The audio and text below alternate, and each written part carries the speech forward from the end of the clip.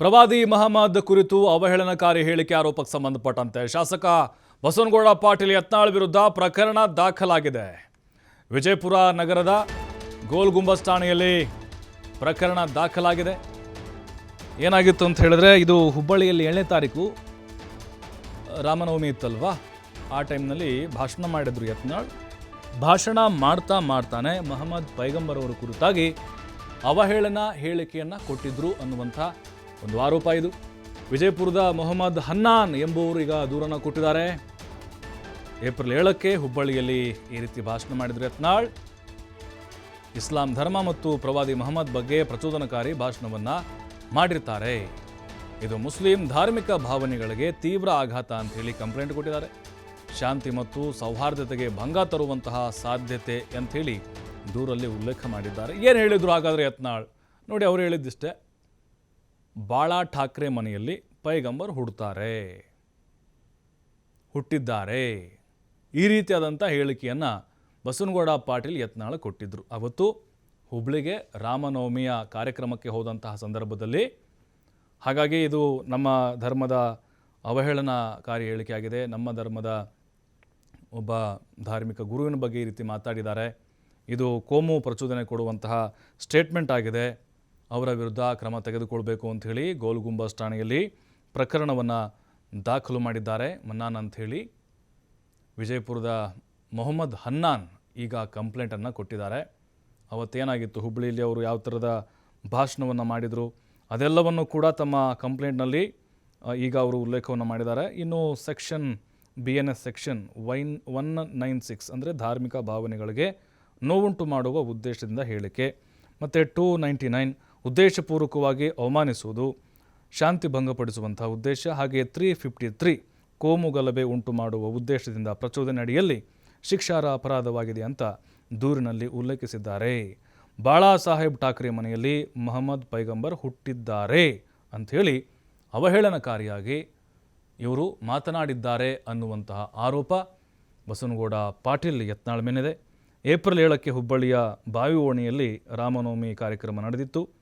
ಅಲ್ಲಿ ಇಸ್ಲಾಂ ಧರ್ಮ ಹಾಗೆ ಪ್ರವಾದಿ ಮಹಮ್ಮದ್ ಅವರ ಬಗ್ಗೆ ಯತ್ನಾಳ್ ಅವಹೇಳನಕಾರಿ ಸ್ಟೇಟ್ಮೆಂಟನ್ನು ಕೊಟ್ಟಿದ್ದಾರೆ ಅನ್ನುವಂತಹ ಆರೋಪ ಮಾಡಿ ಮೊಹಮ್ಮದ್ ಹನ್ನಾನ್ ಶೇಖ್ ಅನ್ನೋರು ಈಗ ದೂರನ್ನು ಕೊಟ್ಟಿದ್ದಾರೆ. ಇದು ನಮ್ಮ ಧಾರ್ಮಿಕ ಭಾವನೆಗಳಿಗೆ ಧಕ್ಕೆ ತಂದಿದೆ ಮತ್ತು ಶಾಂತಿ ಸೌಹಾರ್ದತೆಗೆ ಭಂಗ ಉಂಟು ಮಾಡುವಂಥ ಹೇಳಿಕೆಯಾಗಿದೆ. ಕೂಡಲೇ ಶಾಸಕ ಯತ್ನಾಳ್ ವಿರುದ್ಧ ಕಾನೂನಾತ್ಮಕವಾದಂತಹ ಕ್ರಮವನ್ನು ತೆಗೆದುಕೊಳ್ಳಿ ಅಂಥೇಳಿ ಗೋಲ್ ಗುಂಬಜ್ ಠಾಣೆಯಲ್ಲಿ ಯತ್ನಾಳ್ ವಿರುದ್ಧ ಪ್ರಕರಣ ದಾಖಲಾಗಿದೆ. ಯತ್ನಾಳ್ ಅವರು ಹಿಂದೆ ಕೂಡ ಸಾಕಷ್ಟು ಬಾರಿ ಈ ರೀತಿ ವಿವಾದಗಳನ್ನು ಮೈ ಮೇಲೆ ಎಳೆದುಕೊಂಡಂತಹ ಉದಾಹರಣೆಗಳು ಸಾಕಷ್ಟು ಇರ್ತವೆ.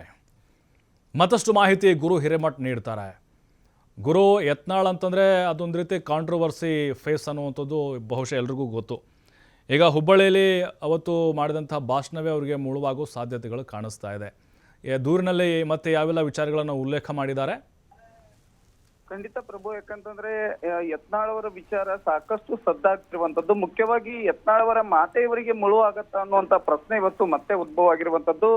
ಏನು ರಾಮನವಮಿಯ ದಿನದಂದು ಹುಬ್ಬಳ್ಳಿಯಲ್ಲಿ ಅವಹೇಳನಕಾರಿ ಹೇಳಿಕೆಯನ್ನ ನೀಡುವಂತ ಕೆಲಸವನ್ನ ಮಾಡ್ತಾರೆ. ಏನು ನಗರದ ವಿಜಯಪುರ ಠಾಣೆಯಲ್ಲಿ ನಿನ್ನೆ ಪ್ರಕರಣ ಕೂಡ ದಾಖಲಾಗಿರುವಂತದ್ದು. ಸದ್ಯ ಏನು ಪ್ರಮಾದ ಮಹಮ್ಮದ್ ಅವರ ಕುರಿತು ಅವಹೇಳನಕಾರಿ ರೀತಿಯಲ್ಲಿ ಮಾತನಾಡಿರುವಂತದ್ದು. ಹೀಗಾಗಿ ನಮ್ಮ ಗುರುಗಳಿಗೆ ಈ ರೀತಿಯಾಗಿ ಅವಹೇಳನಕಾರಿ ಮಾತನಾಡಿರುವಂತದ್ದು. ಅಂದ್ರೆ ವಿಜಯಪುರ ಜಿಲ್ಲೆಯಲ್ಲಿ ಹೊನ್ನಳ್ಳಿ ಎಂಬ ದೂರವನ್ನ ದಾಖಲ ಕೂಡ ಈಗಾಗಲೇ ಮಾಡಿರುವಂತದ್ದು. ಕಳೆದ ಏಪ್ರಿಲ್ನಲ್ಲಿ ರಾಮನವಮಿ ಇರುತ್ತೆ. ಆ ರಾಮನವಮಿ ದಿನಂದು ಈ ರೀತಿಯಾಗಿ ಹೇಳಿಕೆಯನ್ನ ಕೂಡ ನೀಡಿರುವಂತದ್ದು. ಮುಸ್ಲಿಂ ಬಾಂಧವರು ಎಲ್ಲರೂ ಕೂಡಿ ಪ್ರಮಾದ ಅಂದ್ರೆ ಈ ರೀತಿ ಅವಹೇಳನಕಾರಿ ಯಾಕೆ ಮಾತನಾಡ್ತಿರುವಂತದ್ದು ಅಂದ್ರೆ, ಬಾಳಾ ಸಾಹೇಬ್ ಠಾಕ್ರೆ ಮನೆಯಲ್ಲಿ ಮೊಹಮ್ಮದ್ ಪೈಗಂಬರ್ ಹುಟ್ಟಿದ್ದಾರೆ ಎಂಬ ಮಾತನ್ನ ಅಪಮಾನವನ್ನ ಮಾಡಿದ್ದಾರೆ ಅಂತಕ್ಕಂಥ ಮಾಹಿತಿಯನ್ನ ಈಗಾಗಲೇ ದೂರನ್ನು ಕೂಡ ದಾಖಲು ಮಾಡಿರುವಂತದ್ದು. ಸದ್ಯ ಈ ರೀತಿಯಾಗಿ ಪ್ರಕರಣ ಸಾಕಷ್ಟು ಬಾರಿ ಇಂಥ ಪ್ರಕರಣಗಳಲ್ಲಿ ಒಂದು FIR ಕೂಡ ದಾಖಲಾಗಿರುತ್ತೆ. ಅಂದ್ರೆ ಈ ಹಿಂದೆ ಸಾಕಷ್ಟು ಬಾರಿ ಈ ಮುಸ್ಲಿಂ ಬಾಂಧವರ ಮೇಲೆ ಈ ರೀತಿ ಅವಹೇಳನಕಾರಿ ಮಾತನಾಡುವಂತ ಕೆಲಸವನ್ನ ಮಾಡಿದ್ದಾರೆ ಅನ್ನೋದು ಒಂದ್ ಕಡೆ ಉಲ್ಲೇಖ ಆಗಿರುವಂತದ್ದು.